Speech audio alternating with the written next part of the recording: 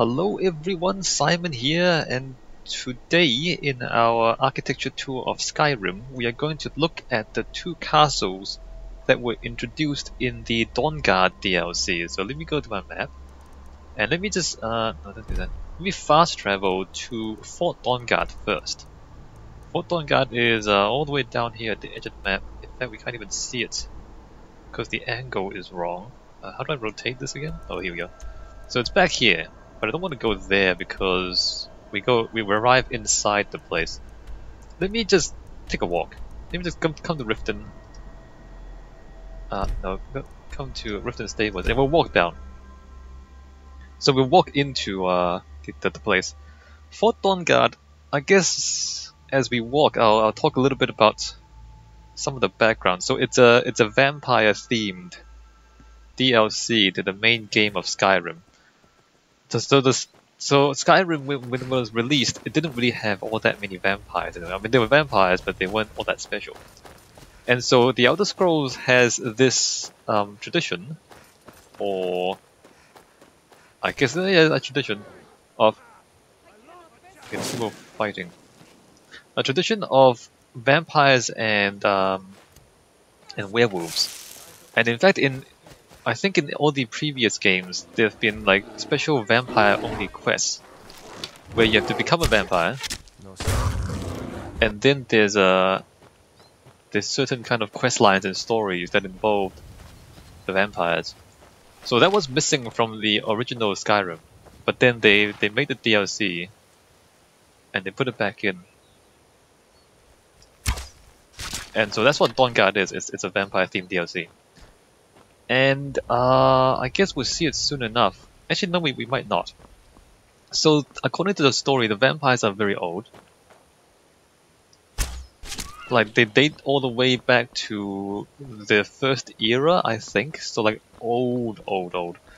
We're talking about as old as the Dragon Priests, I think, according to the story. So keep that in mind, that's how old they're supposed to be. But in the game, they draw inspiration from the European vampires, which are, I guess, medieval or later, and so there's this Gothic element to some of the architecture. Never should have come here. What the?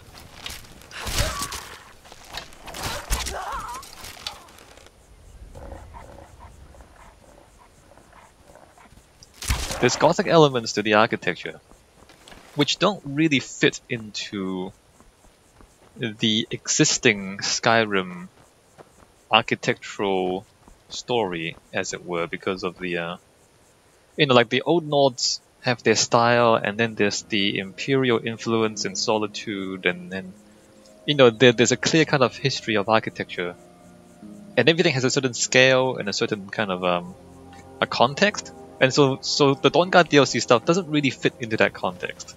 And that's a little bit strange if you pay attention to the architecture, it feels odd.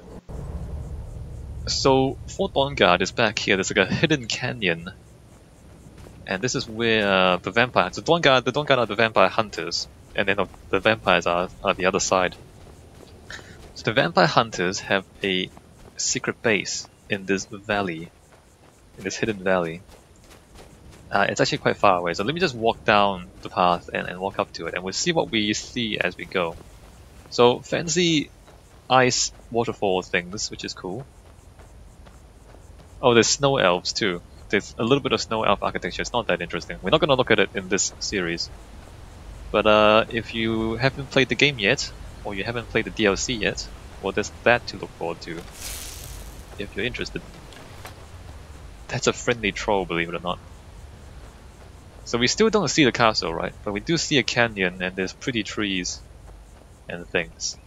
And then there's your first glimpse of the castle. So you can see that the circular shapes, it's a little bit reminiscent of Winterhold. But there's a castle, it's more reminiscent of something you might think of if you think of European castles. And I'll just let you look at the scale of this. Consider the scale, consider the materials, consider the weathering, and consider the architectural style, and consider the shape of it. This is Fort Dawnguard. It's literally bigger than Sovngarde. Right? I mean, it's very impressive, it looks cool, but just look at it and consider how this is supposed to fit into the story. Let me just come around here, go through this gate. How would this fit into the story? And the answer is, it doesn't. It doesn't. So the story is, oh, there's no book, by the way. So the story of this is that the Dawnguard was a vampire hunting group in the past. They had been gone for a long time. I don't remember how long, but a long time. They've been gone for a long time. And now they have reformed because there's a new vampire threat.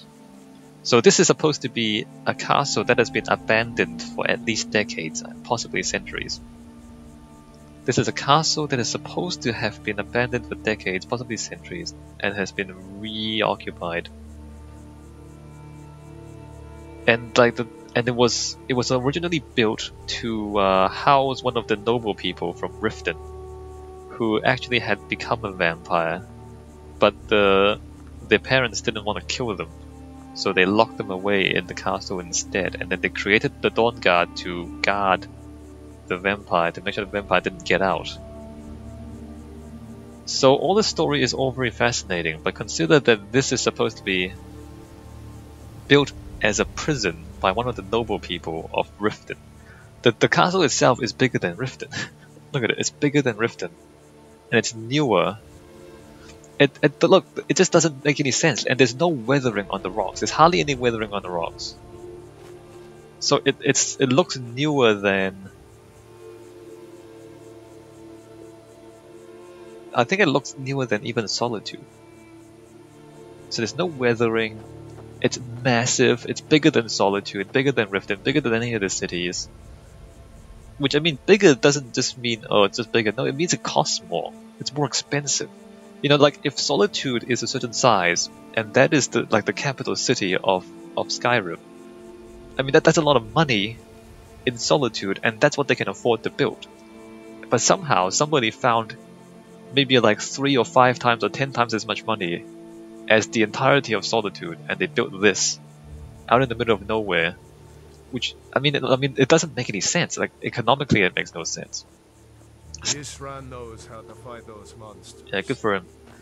And stylistically, it doesn't really fit into any of the existing styles. I mean, I guess it's most like the Imperial stuff in Solitude. It doesn't fit into the Nordic styles.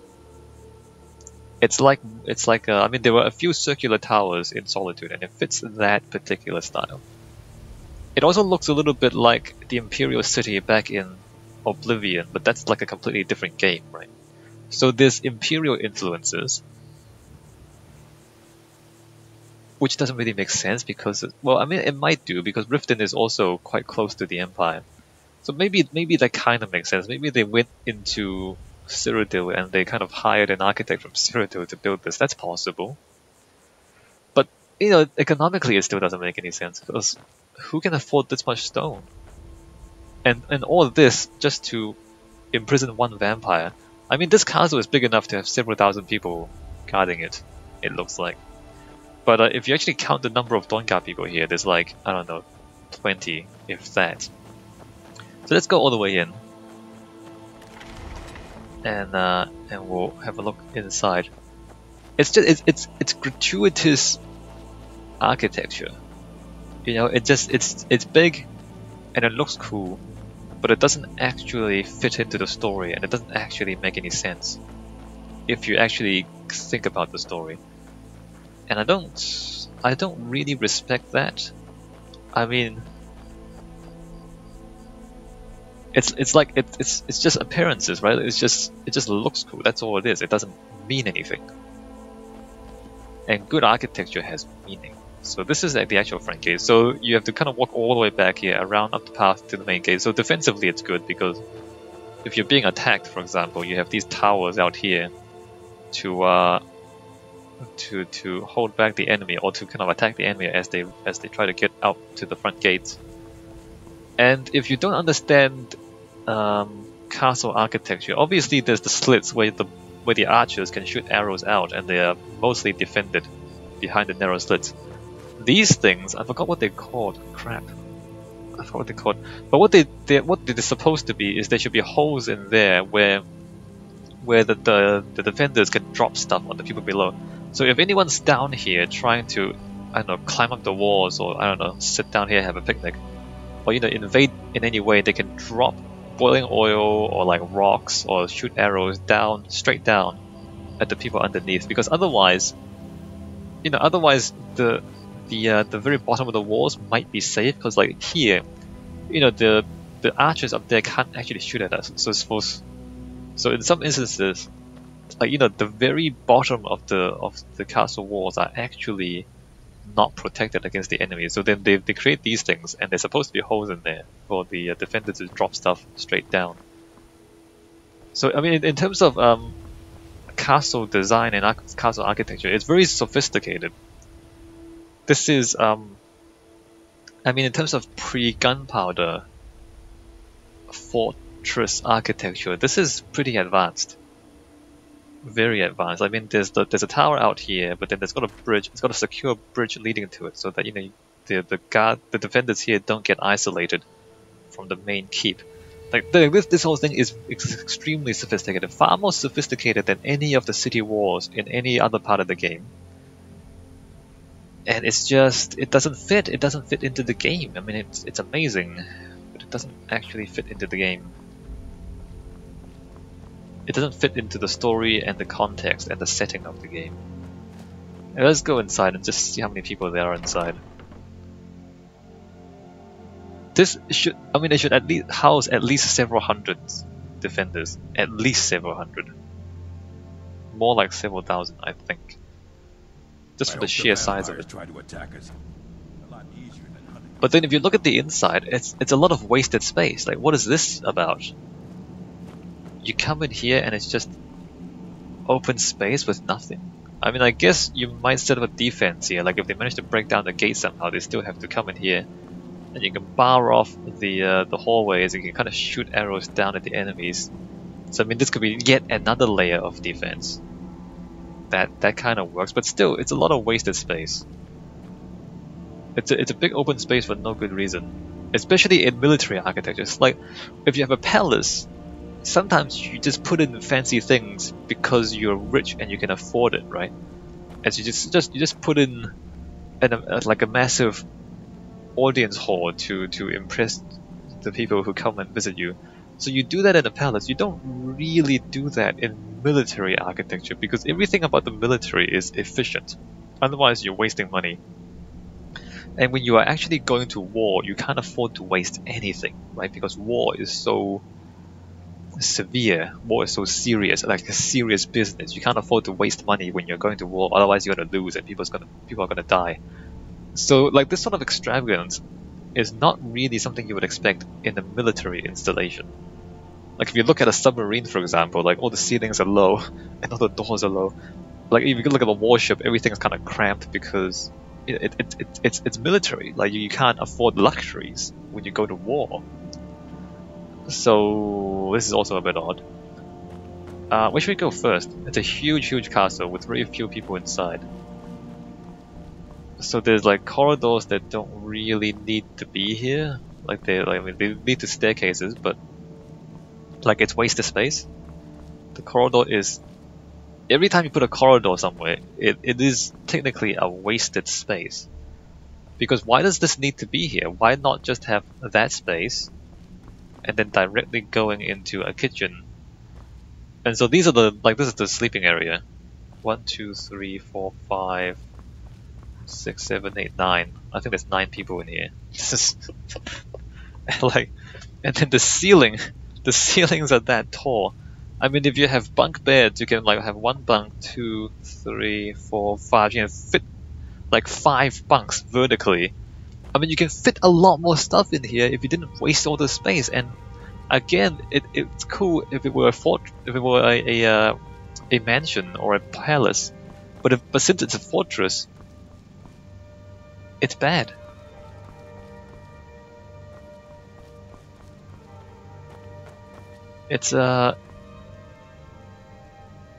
Hey, look, can we buy a dog? Oh yeah, cool. Hey, we can get a dog, and dogs have armor, so that's kind of fun. So there's dog armor, but I mean, again, there's a cave with giant ceilings. Everything is just here to be impressive. Nothing is here to be practical, right? I mean, this is the training area, and there's like 3 target dummies. How many soldiers can train on 3 target dummies? 3 soldiers, right? Like, you have this massive castle, and there's like 10 people inside. It's not practical. Not practical. I don't know if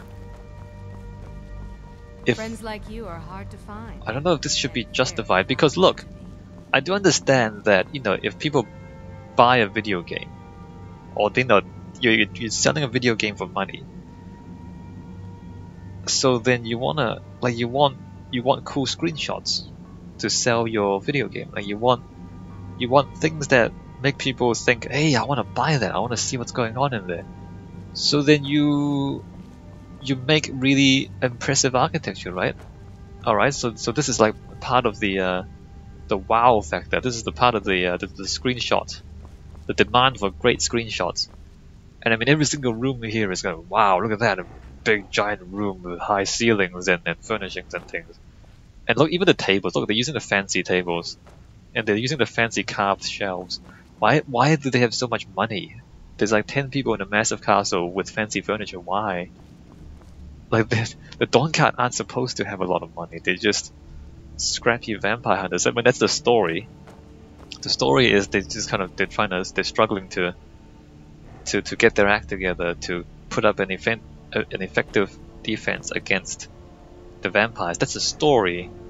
But then when you look at the architecture, it's like the complete opposite. Like, just have luxuries after luxuries after luxuries. Alright, there's storage space, and then back here we have a blacksmith thing, and a alchemy thing, and an enchanting thing. And the trolls are back here.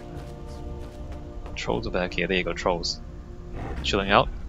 Troll squad, look at that. Alright, let's go upstairs. You can fit 2 floors in here, right? Hope you're getting along with Isran. It takes some getting used to.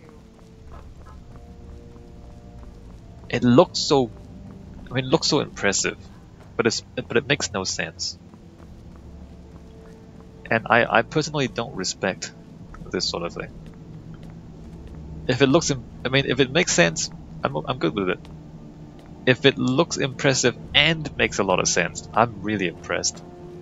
But if it looks impressive but it doesn't make any sense, then I'm not that impressed. Because it's not actually that difficult to make something look impressive. I mean, first of all, you make everything way bigger than it needs to be done. And then you maybe put in some fancy lights. And maybe put in some interesting details. Like, it's not that difficult to make something look cool. You know, you just kind of choose the right camera angles, and I mean, even the lighting in here is not all that interesting. Like, it's kind of gray and foggy, so that's not that interesting. But like it's not that complicated to make a good screenshot. Whereas if you want to make something actually have meaning, it takes substantially more work to do that. So Isran, the boss, is there, and this is his bed. Again, fancy bed, giant room, although half of it is storage for some reason. It's got a torture rack, where he tortures vampires, I think is what he does. Crazy. I mean, aside from this, defensively it doesn't really work very well either. Like, it's kind of corridors and rooms.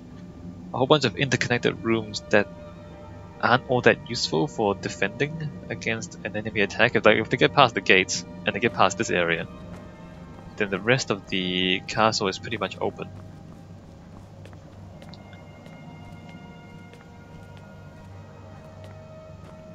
Let's go outside.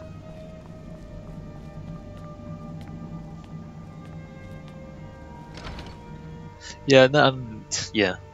like it looks like the mandate here for the designer was just to make it look cool, and that's how they measured their success. Let me wait until daytime.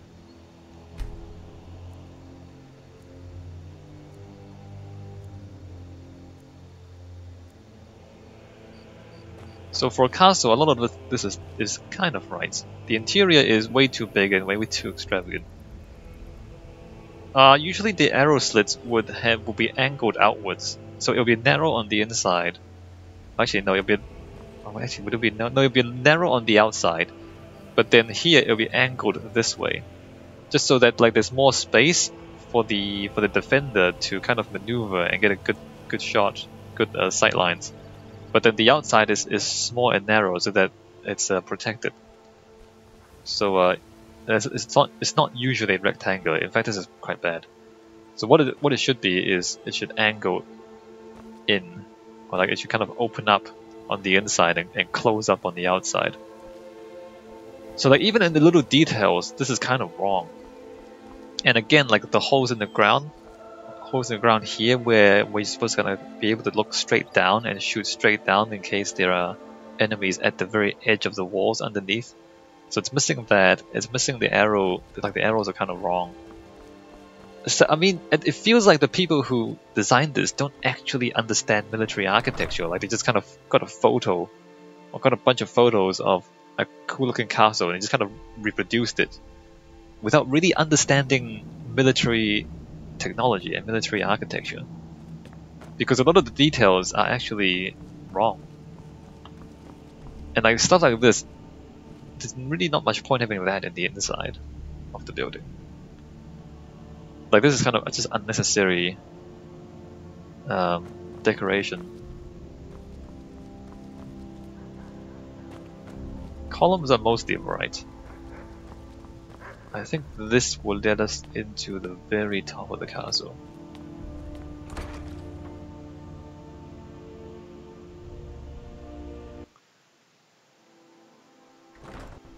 Are we in the right place? This is a different tower.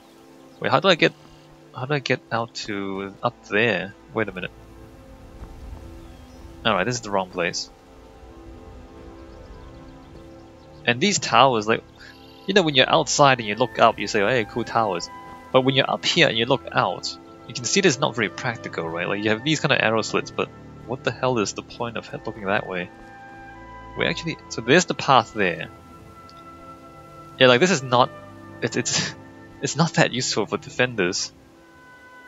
So there's barrels here. So the actual path we need to defend is here, but they've put barrels in front of it. I mean, if there's one thing we need to look at, and then to shoot arrows out of, it's this one. But then there's crap in front of it. Alright, let's go back inside. I want to find my way. I think you can get to the top of the castle. I don't quite remember how. Maybe we have to go in the cave at the back? Or maybe you can't. Maybe I remember wrong. So we want to get back there, which I'm not sure if... not actually sure if it lines up on the inside with the outside. So there's a tower there, supposedly. There's a tower there. Dayspring Canyon, Dayspring Canyon. Oh, have I been there? Oh, it's this one, isn't it, that I want to go to?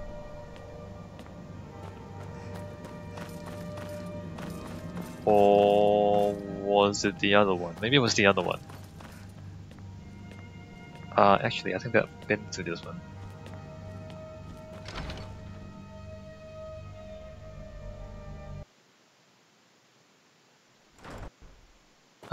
Nope, this is correct. Alright, this is correct.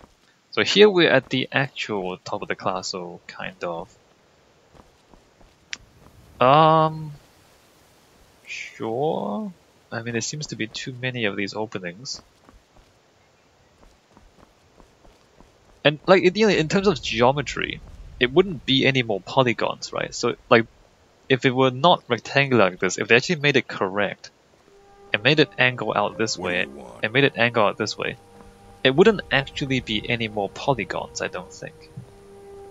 I hope Because the you just, vampires try to attack us here. it's just A that lot polygon easier than hunting them down angled in the back. holes.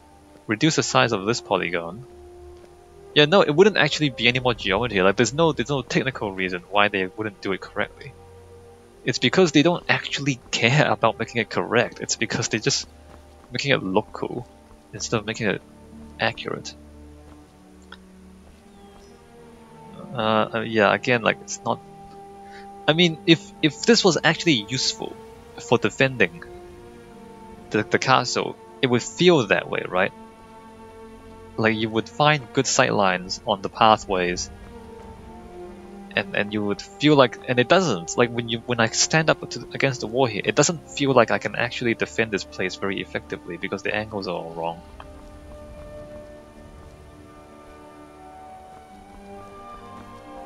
And you know, as big as the interior of the castle is, everything's like double height and everything's kind of big and open.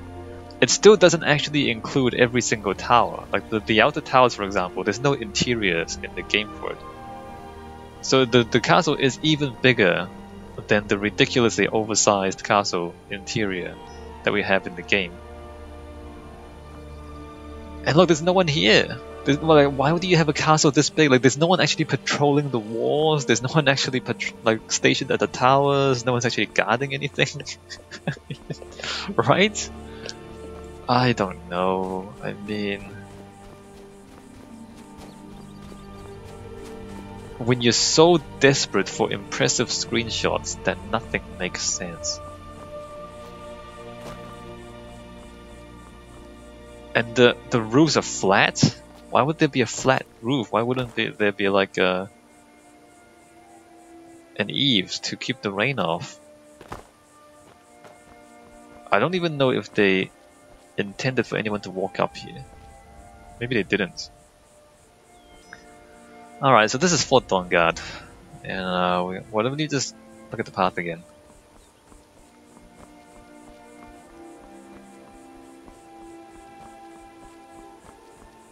Alright, so you come through that way. You come underneath here, like, see, like this. Because the enemies kind of have to come underneath this bridge. You would think that the bridge would allow you to look straight down and just drop crap down at the attackers if they come up this way. But you know, it's not that practical, right? There's nothing like that here. And the path goes up there. Yeah, well, I mean, that's Fort Dawnguard for you. It's impressive looking, but not that practical, and in fact, far too big. And like there's a lot of style and there's no substance, basically. A lot of style and no substance, which is such a shame. It's such a shame because it's not that they can't put in substance. If you look at the other parts of the game, they can do it. I don't know. They just change their priorities. And in other parts of the game, it happens too. Like, there are parts that are supposed to be really old, like really old structures, but then they're really intricate with really kind of thin bits of stone, which doesn't make any sense because with thin bits of stone, any earthquake, and they'll just fall down and then fall to pieces. So like it doesn't match the history. Like the buildings don't match the ages, and the architecture isn't practical. And the scale is wrong, and the economics it doesn't match. Like nothing matches. Like if it was a different game with a different story that justifies the size of this thing, then okay. You know, but it's not. This is not that story. Okay, so that's Fort Dawnguard. Let's get out of there. The other place we want to look at is Castle Volkihar, which is at the other end of the map. Here. So there's the castle. We're not gonna go straight there. We're gonna come this way first. And we are going to... So there it is. So you have to get there by boat, although I guess we can swim if we want to. So how would you approach the castle? I think, hold on, let me just run over this way. So you kind of have to walk all the way over here. And it's a castle on the ocean, on the, you know, past the water. So you just see it in the distance. So from a distance, it's just this imposing bit of thing in the mist. So that's what it looks like from a distance. In the fog. Cool. So that's the vampire castle. Vampire castle, obviously, we're talking about old and mysterious and ominous. So this is the silhouette of pointed castles, and it's pointy too. So remember back in Fort Dawnguard, everything was kind of flat and circular. So circular shapes are obviously softer and rounder, and kind of flat ceilings or flat roofs are less threatening. Whereas here we have sharp shapes, like we have pointed shapes, so it's more threatening. Reminds you of teeth and claws, am I right? So sharp things are pointy and scary. So the good guys are round and sometimes flat, whereas the bad guys are pointy. So there you go. I mean, it seems kind of dumb when you say it like that. It's like, okay, it seems kind of obvious. But there it is, you know, sharp, pointy shapes are more threatening. And so the bad guys are pointy. Alright, let's take the boat. We're not gonna swim. Let's take the boat and see the castle from up close, because you can't really tell any of the details from this distance, right?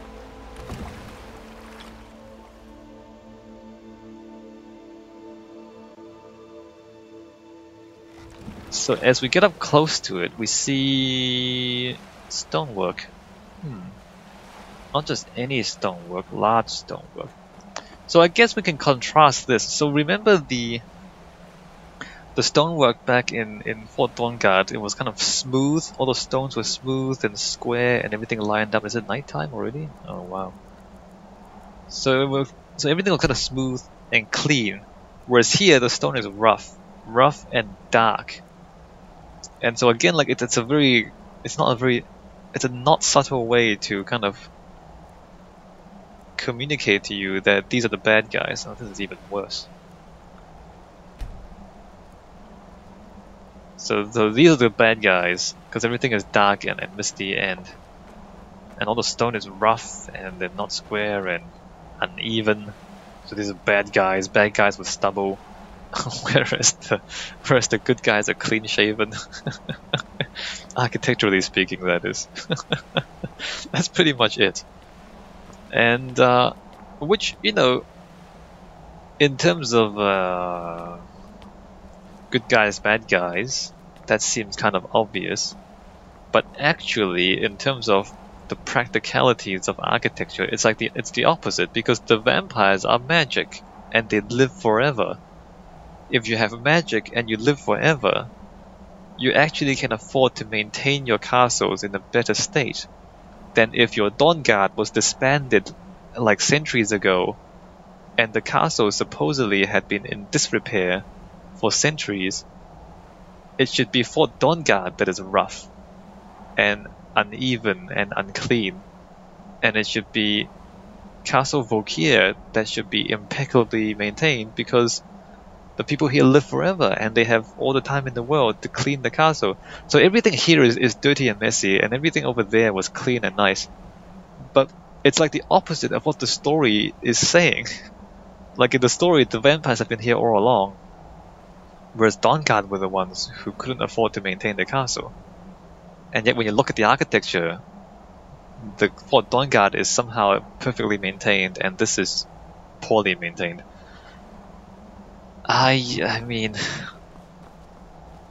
it's a problem when your metaphors are mixed like that, right? Your architectural metaphors are mixed, and like when your design doesn't line up with your story, and we can see it here.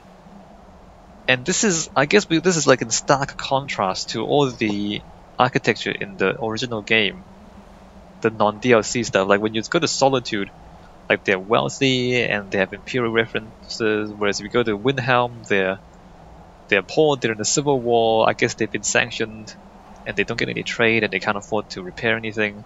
So like the story in the other parts of the story is consistent.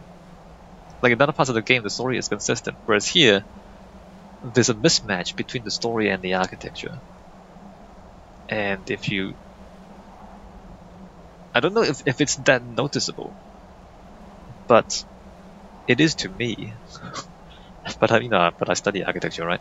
So yeah, again, the style is correct because it's supposed to look intimidating, but the substance is not because it doesn't match the story. So the Dawnguard DLC and the architecture in the Dawnguard DLC, it really is a lot of style and not much substance. And there's gargoyles, right? Gargoyles are European things, and they shouldn't actually sit on the ground like this. They should be sitting on the rooftop. So the European influence, it don't really have that much basis in the Elder Scrolls lore, I don't think. I mean, I guess they're animated statues, so they're magic, so they can be anything. Should we walk around the castle, or should we go inside? I mean, the castle, you can walk around it, but there's not that much to see at the back. Before we go inside, let's walk around it. So this is a Gothic, European Gothic, kind of. Which, again, it doesn't really fit all that neatly into the timeline of the Elder Scrolls. I mean, in a way, it's the same kind of thing as the Blue Palace, because the Blue Palace is also European, continental European, although it was it was less Gothic there. Like European Gothic, it fits into European vampire stories. Like what's his name? The Dracula, Count Dracula, is European Gothic. Whereas in the Elder Scrolls, these people have supposedly been around for thousands of years.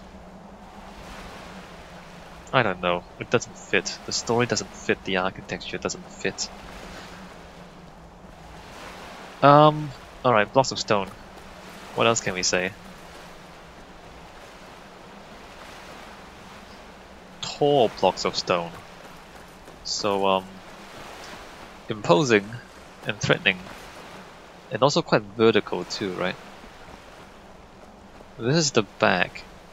We're not going in the back. So you can go through some dungeons and get into a separate area at the back. We'll go there soon. Maybe we'll go the other way. Alright, let's go into the castle. Let's go back outside. Go back into the front door. And we'll see the interiors. Just keep an eye on how big the exterior is. Oh, also, again, the scale. The scale is wrong. Again, this is it's so much bigger than everything else in the game. Like if the Empire, if all of Solitude can't afford to build, I mean they have Castle Dower, but Castle Dower is kind of small, right? So this thing is bigger than Castle Dower. It's not necessarily, I mean it's taller than Solitude. Solitude is bigger horizontally, I guess. It's clearly bigger than Dragon Reach. It's bigger than a lot of the cities. But there's vampires. There's vampires who are thousands of years old and they have magic. And so here, because they have magic, I'll give them that, right? I'll give them a pass. If their economics don't seem to make sense, well, maybe it's because they're thousands of years old and they have magic, and so they can do whatever they like because they live forever. Yeah, right. So vampires and magic. We'll give the economics a pass. Not a very good castle defensively. Like there's no places for archers or anyone to. I mean, there's the bridge. It's not even a drawbridge, right? So you just kind of walk out the front door and knock it down. The lack of windows makes it more intimidating, just because it's just a kind of black mass of stone. But it's not that practical. And then the inside, you walk straight into a feasting hall. Anyway, we'll get to it. So on the inside, there is a brief antechamber, which isn't really designed for anything practical. And then you walk straight into a feasting hall, which is surprisingly Nordic. Surprisingly like the Nords. Of course, here they feast on human beings, so you can see rib cages and skulls. So they're feasting on people, and no central hearth. I guess they don't mind the cold, the vampires. Potion of blood. Alright. So there's that. Again, the Gothic, right? The pointed arches, clear Gothic influences. Although that is structurally implausible. I don't know who made that. But European Gothic, which we haven't seen. We briefly see this kind of thing in Riften. It's a little bit like Riften. But I think Riften had the semicircular arches, not the pointed arches. The semicircular arches are Roman, pointed arches are Gothic. It doesn't fit into the lore of the game, or the architectural history of the rest of the game. Like it's its own thing. Everything in the Dawnguard DLC is just its own thing, with not much relevance or not much kind of connection with the rest of the game. How many sleeping commons? High contrast lighting, so you'll see how bright that is. Which candles aren't really that bright, but they do that deliberately to create the high contrast lighting, and so everything looks kind of spooky when everything's like this. Oh, that's spooky! Bright lights and dark shadows, and blood. Oh, blood, spooky. They're fancy furniture, but you know they're vampires, so everything's fancy, I suppose. So so all this fancy furniture. See, over here it makes sense because they supposedly they have a lot of money, or they've spent thousands of years collecting furniture. I think this is the quote-unquote kitchen, and you know by kitchen we mean where they chop people up to eat them. Oh, there's no garlic. Often when there's herbs, there's the dried frost miriam, there's the dried elf's ear, and then there'd be garlic cloves as well. Like those are the three. Oh no, there it is, there's garlic. Wait a minute, why is there garlic? They're vampires. Okay, there's garlic in the vampire kitchen, and then there's a lot of bones. I don't know how many people they've eaten. See, the vampires, and this is not just the Skyrim vampires, but in every vampire story, they make it like, well, vampires, they eat people or they kill people a lot of times, and they're scary and spooky and things. But if you think about it, like, how many vampires, like, how many people do vampires have to kill every year to sustain themselves? Like, how often do they eat? If they eat once a week, like, do they kill a person once a week? I mean, because the more people you kill, the more suspicious you become. And remember, like, medieval villages weren't that big. So if they lose, like, several hundred people in a year, they would notice. like the entire village is gone by the end of the year. Like, something's happening here, I think, guys. Something seems to be happening. So, in order for the vampires to remain secret, they can't, that's really fancy. Look at that throne. That's a really fancy chair. They can't afford to actually kill that many people per year. Otherwise, they'll get really suspicious, am I right?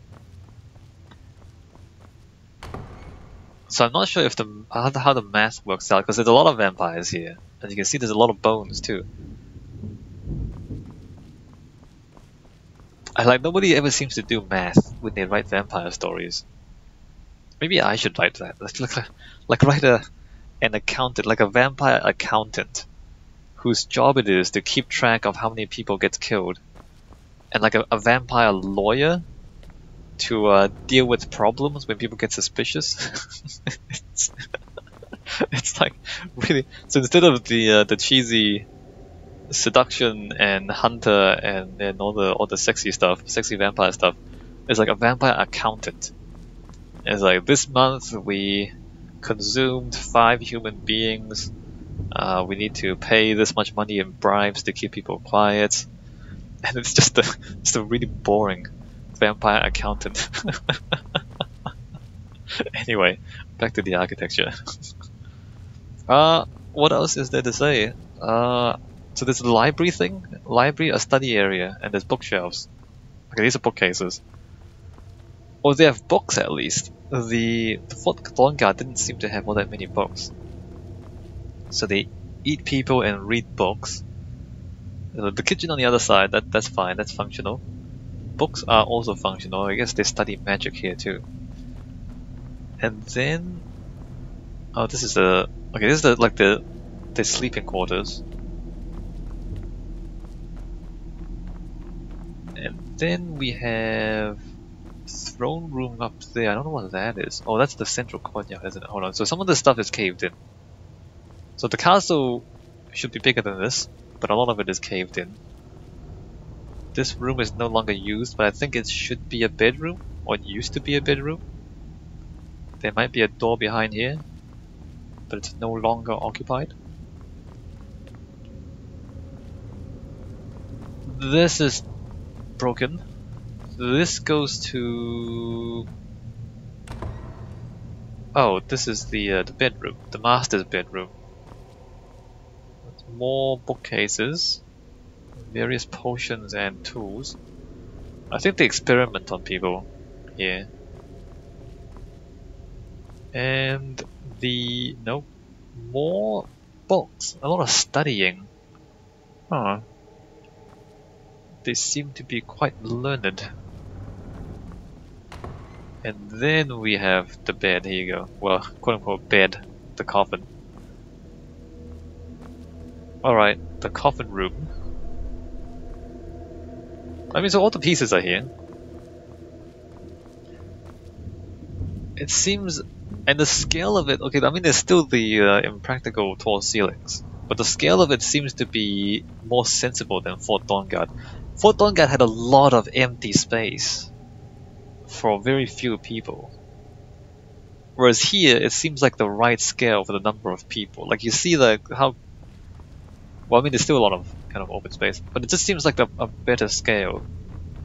A smaller castle, but for the right amount of people.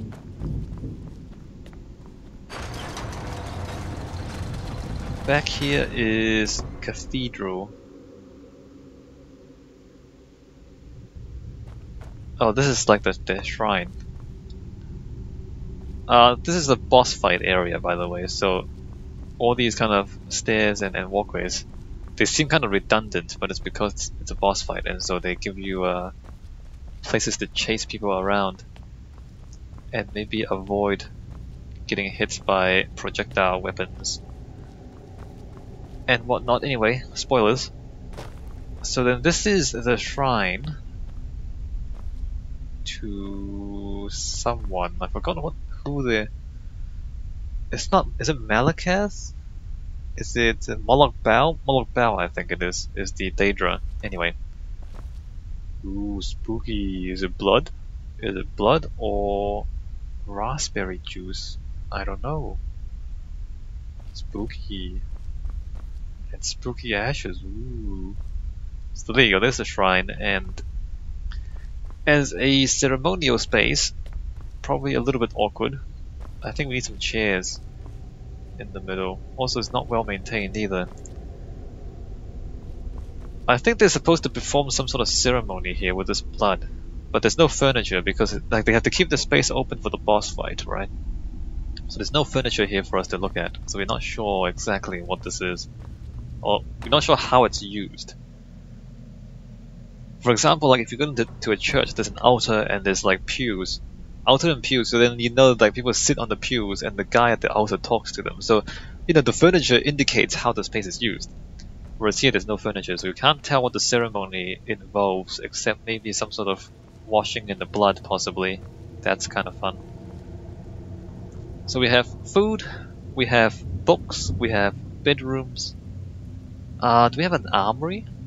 I don't seem to remember an armory. But you know, everything's here, otherwise. Yeah, and the scale feels better. Like even here, like it's a single story space. So the scale seems more believable here. And the fact that the castle is thousands of years old, I can believe that. I mean, the stonework is a bit rough and a little bit weathered. Unlike Fort Dawnguard, which is somehow pristine. So there's another area. I don't know if I should walk through the... Let's go walk through the basement too. So there's like a basement underneath the castle where there's more spooky things. Let's go through there. It'll take a while, but it'll be interesting, I believe.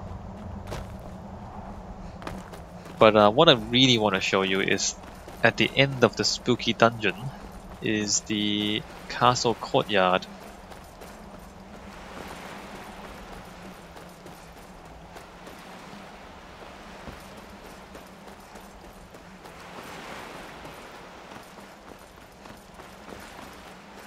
Alright, so the skeletons here. Let me just deal with these guys. Okay. Dude, are you serious? Dude, stop slides. Alright, hi.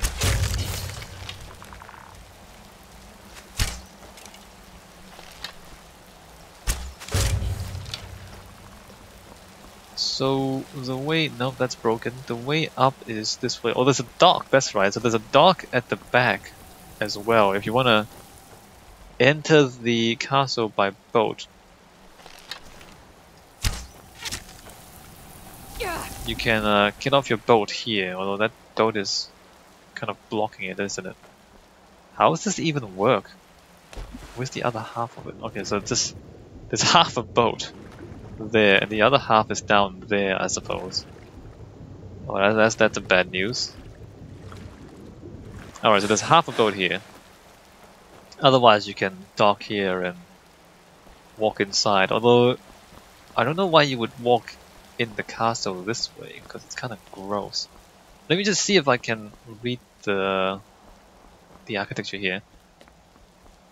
So the back door of the castle is like that. That's kind of cool. That's kind of cool, having like a secret little port at the back. But you come into the undercroft, and the undercroft is smelly and gross, and full of bones. So here's the undercroft, and there's no way to just go straight into the castle.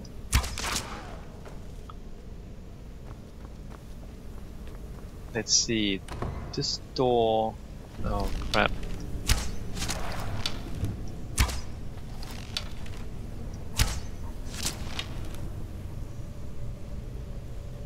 Where is that dog? Alright, so we're in a sort of a dungeon area, right? A dungeon in the style of this gothic stuff. And so, I mean, already we can see that, we can already see that there's no way to walk straight into the living areas of the castle. Which is a little bit odd because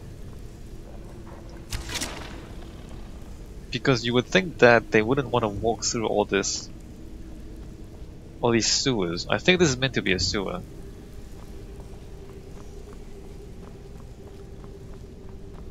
I mean, if you say, well, there's a door into the courtyard, but it's either caved in or it's locked.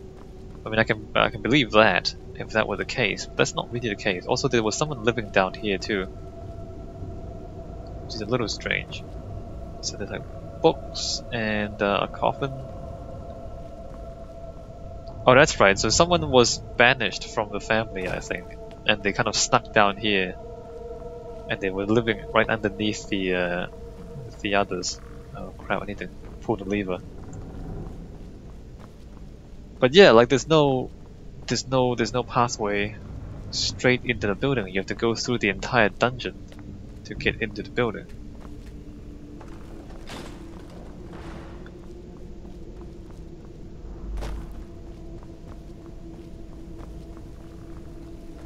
And then there's like a puzzle here too. Where's the switch for that again?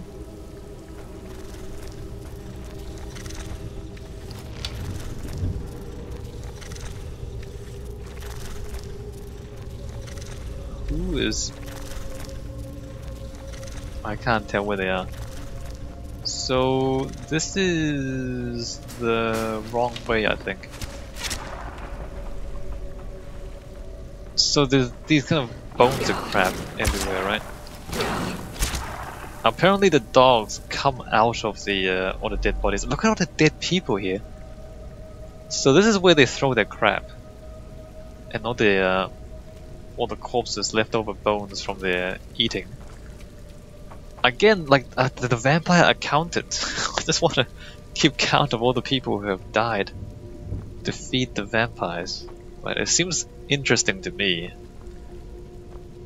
Because, I mean, it's one thing to put a bunch of bones on the ground and say, hey, spooky story, there's bones. But aside from the spooky story, there's math involved in all these dead people. Because Skyrim isn't that big, right? Like, if you go to Solitude and kill 20 people, that's most of the population. Which... Actually, where did I come from?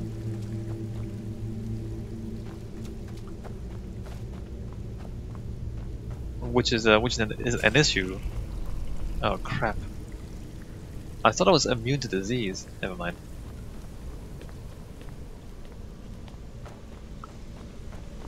So again, I think like it looks spooky, so they put in a bunch of skeletons to make it look spooky. But I don't actually think it follows. I don't think the story actually has any substance behind it. It's not like they considered every single one of those skulls as a person. And like it's not like they said, okay, these vampires have been here for thousands of years. There's like a dozen vampires. They eat, I don't know, a person a month, and therefore they've eaten this many hundreds of people over the thousands of years. Like, I don't think they actually did the math like that. Which, I guess I shouldn't expect anyone to do that, but if it were me, I would do that.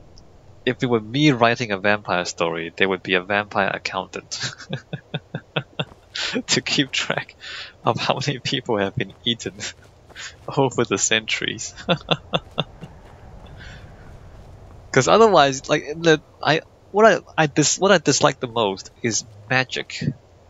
Just, you know, and not, I mean, magic is fun, but the idea that you would explain your book or explain your story just through magic.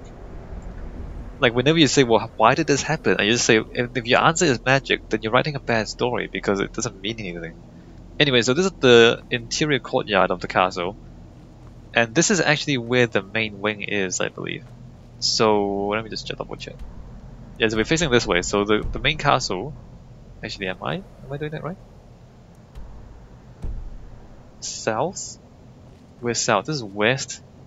Not okay. This is right. So the main castle is actually behind here. So one of the caved-in tunnels, or one of the caved-in corridors in the front area would lead down here to the courtyard, and there is, in fact, at least twice as much castle than the front area, because there's a courtyard and then there's another wing. There's another door there leading to the other wing. So the actual castle is at least twice as big as the front area. Back here, there's a garden with a herb. There's a herb garden. So there's a bunch of alchemy ingredients. And there's a secret staircase. Spoiler alert, there's a secret staircase. There's the east tower there.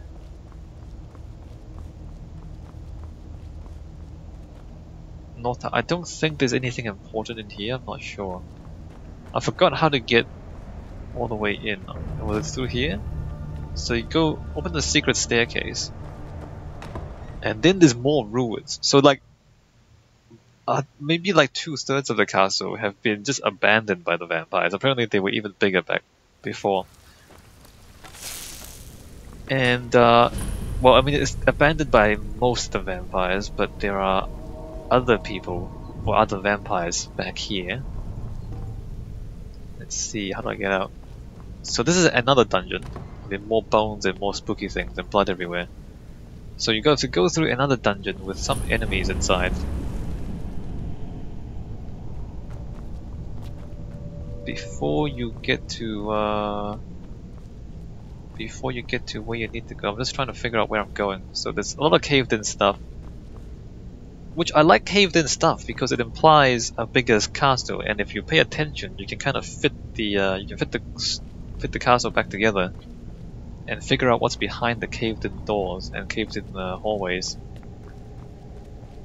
So I think it's meant to be symmetrical, assuming that the other side is also a staircase.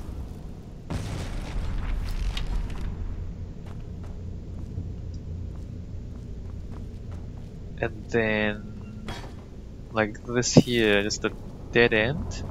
Alright, so that's a dead end, that's a staircase up. I don't know if there actually is a bigger plan. I mean, it'd be amazing if this was actually a castle that they designed the whole thing. And then they collapsed a bunch of tunnels to turn it into a gameplay area. I can't really read it though. I don't think it lines up. Hold on. Well, maybe it does. Nope, maybe it does. Maybe it does line up.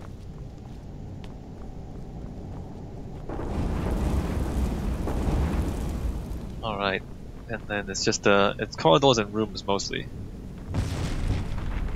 That's supposed to be gargoyles attacking you, but it's scripted, but the gargoyle's already dead. So corridors and rooms, as we just follow the path around. So again, well, actually no, not again, because this is something else. There's a staircase leading up to nothing. So this is not a caved-in area, it's just pot plants. A staircase leading to pot plants? That doesn't make any sense. Alright, more caved in, and then staircases seems unnecessarily convoluted. I don't think this works as an actual castle. It's working as a dungeon. That's supposed to be a bedroom. I am quite suspicious of whether or not, like, it's a bedroom. It's a bedroom, but it's halfway up. No, it doesn't work. It's like it's not a master bedroom. There's really fancy beds, but it's between one corridor and another, right? It's not.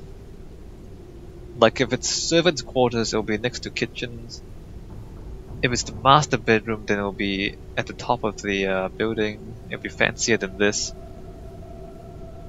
Yeah, no, I don't think this actually is a proper building, because you get to here, and what is this, dining? There's tables here. No, it's not dining. It is dining because there's bowls and cutlery.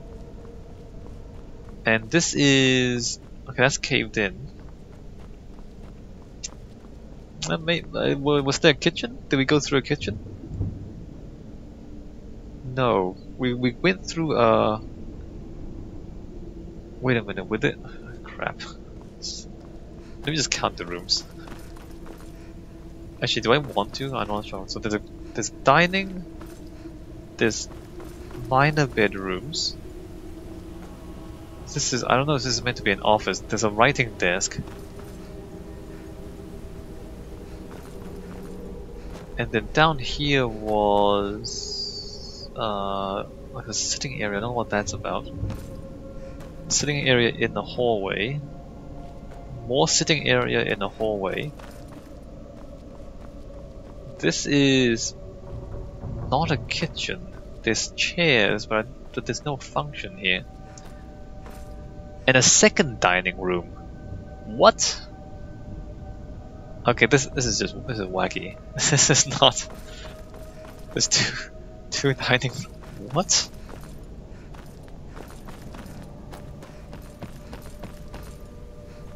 Alright, the sitting areas in the hallways.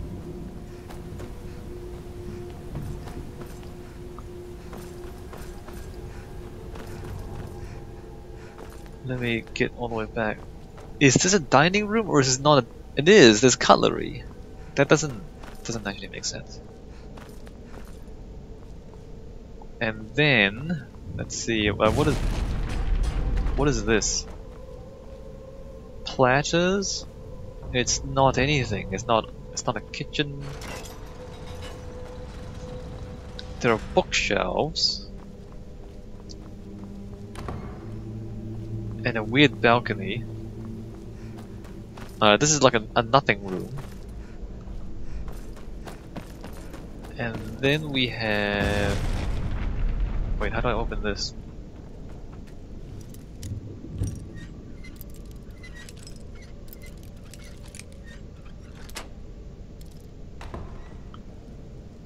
Oh, there it is, my bad.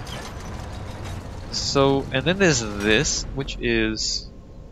What is this? Chairs? Chairs? More chairs. Okay, these are pews. So this might actually be some sort of chapel. Because, oh, it's a temple of Mara. That's a statue of Mara. Okay.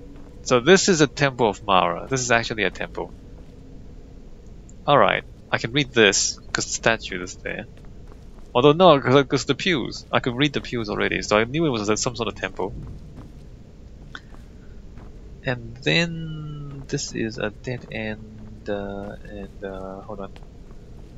There's a bridge inside the temple.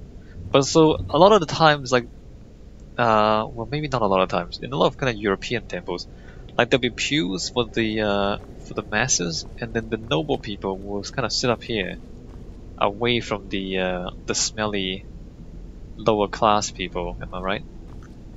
Alright, so past the Temple of Mara,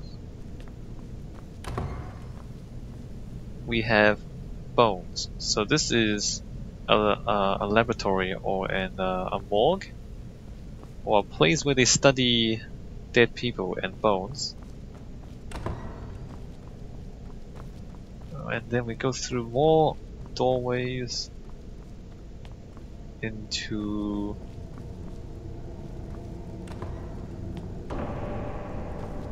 Oh, this is cool. So this is where they carve the gargoyles out of stone. So this is kind of fun. So the gargoyles there. So there's like blocks of stone, and then there's the gargoyles. So this is where they actually make gargoyles. I like this. This is cool. And then we have coffins. Oh, armor. So the vampires sleep here, and then they carve the gargoyles here. This is cool. I like this. Because it explains what's going on, right? There's a secret here. I forgot how to open this. Oh, there you go. And then behind the gargoyle factory, there's a hidden door. Hidden door. Up to the very top of the tower, presumably. Into a secret basement, or not, secret attic where they do magic experiments, and the soul count is back there. And there she is. She's the only resident left in this part of the castle. Alright, then let's get back out. And then here we have the balcony. So that was a weird dungeon. I mean, parts of it made sense. It's weird that it had 2 dining rooms, but otherwise, like, you could see like facilities for making gargoyles. That's fun. And then like facilities for cutting up dead people. That's kind of fun. We didn't see any kitchens. So yeah, so bits and pieces are mostly there. That's kind of cool. Is there anything left for us to say about this? No, not really. Not really. Yeah, the story and the architecture doesn't entirely fit. Like yeah, but aside from that, there are a number of things. So criticisms. The scale is completely off. The context is off, and the architecture doesn't fit the story. Those are the parts that don't work. The parts that do work, the architecture does fit the themes. So the vampire theme, the European-inspired vampire theme, with the dark, stony, rough castle, for the bad guys with the pointy roofs, that fits.